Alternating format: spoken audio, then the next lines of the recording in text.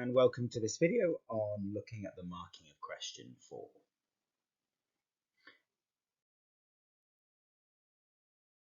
Do check out our other videos so you can see what you need to do for this question. This is just going to take you through how the actual answer is marked to give you an idea of the sort of things that will help you get better in terms of improving your response.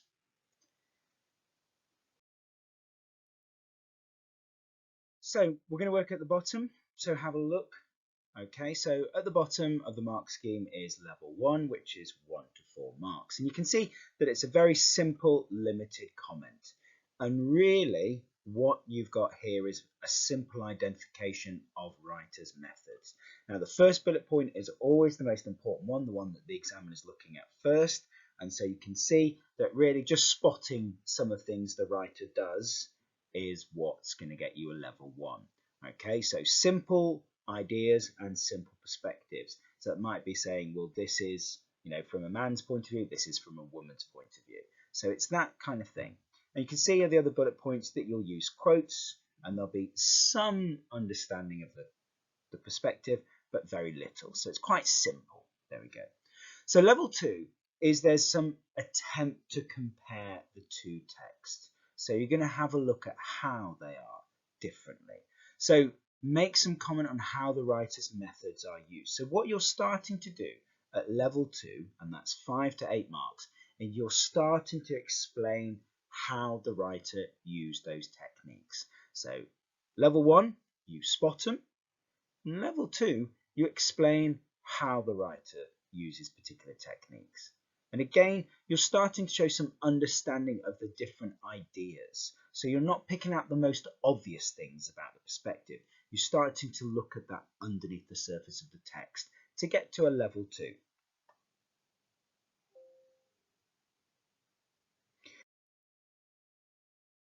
So moving on to level 3, you have got to have a clear, relevant comparison to get 9 to 12 marks. So this is where you compare the ideas and the perspectives in a clear way. So that means you look at the writer's ideas and link them into the methods. And that's the really clear thing here, that you're comparing ideas and you're linking it into the methods. And that's really what this question really wants you to do, is look at, right, in this text, it's got these ideas. In this text, it's got also these ideas, but actually they use different methods.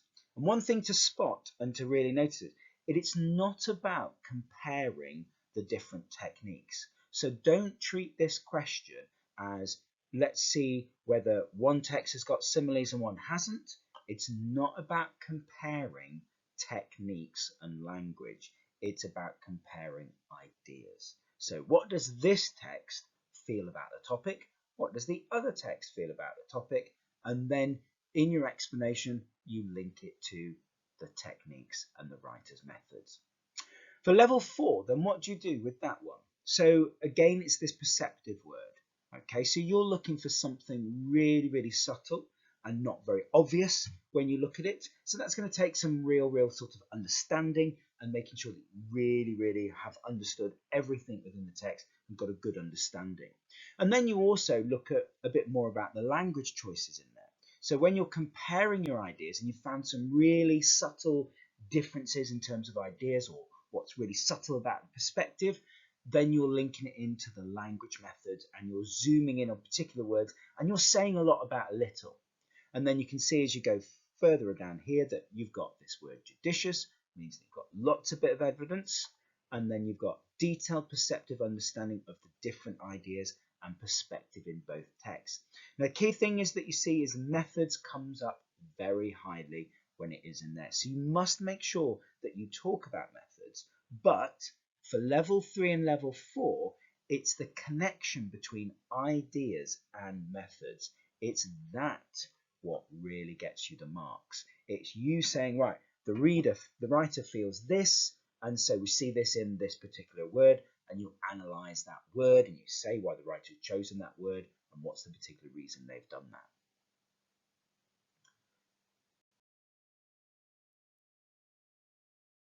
Right, key points for question 4. Identifying methods are needed at all grade boundaries. So even at level 1, 2, 3, 4, you should be spotting what the writer has done. So that's not the magic thing that's going to get you the high grade. That's what we expect at a level 1. So really, really low marks. So you've got to be talking about techniques. And if you don't talk about techniques, you're going to struggle to answer this question. Your understanding of the individual perspective of the writer is what increases your mark. That you really, really understand how this person sees this topic, and you've got a really, really good understanding. That's what helps you to really develop yourself up in terms of the mark scheme.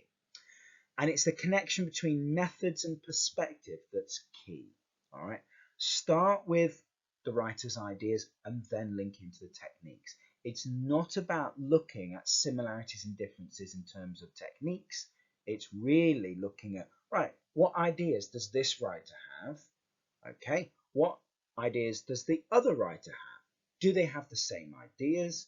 Yes, no, okay. Well, what evidence have I got? Let's talk about the language and how that language shows us that writer and their ideas. You've got to have a clear understanding of why a writer thinks or feels something.